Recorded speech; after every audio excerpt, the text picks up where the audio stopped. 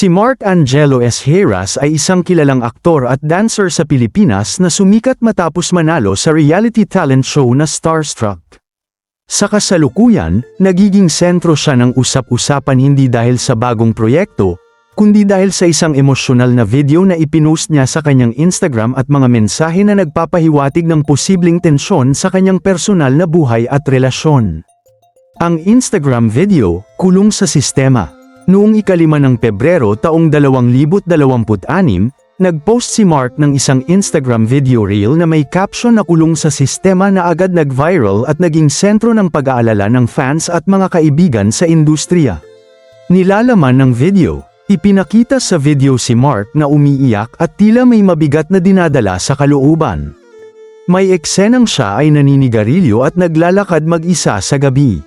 Iba't ibang emosyonal na clips ang makikita, mula sa pagpunas ng luha hanggang sa paglalakad na naka-hoodie, na nagbigay ng impresyon na malalim ang kanyang pinagdadaanan.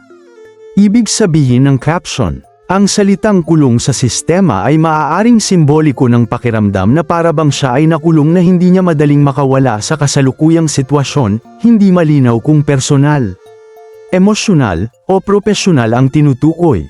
Wala siyang idinagdag na paliwanag sa caption, kaya naglabasan ang spekulasyon ng netizens. Suporta mula sa mga kaibigan at kasamahan sa showbiz.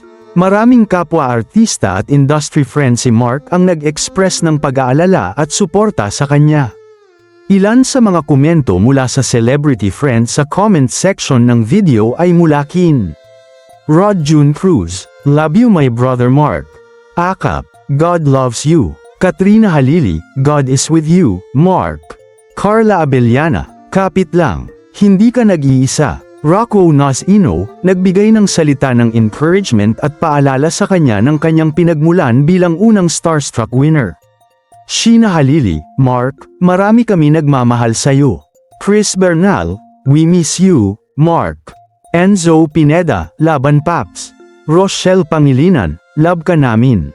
Ang mga mensaheng ito ay nagpapakita ng tunay na pag-aalala at suporta mula sa kanyang mga kaibigan sa industriya, na nagsisikap iparamdam sa kanya na hindi siya nag-iisa sa pinagdadaanan niya. Issue sa relasyon kay Nicole Donesa at unfollow sa Instagram. Kasabay ng pag-viral ng video ni Mark ay ang napansin ng netizens na tila nag-unfollow na sila ni Mark at ni kanyang misis na si Nicole Donesa sa Instagram, na naging usap-usapan sa social media.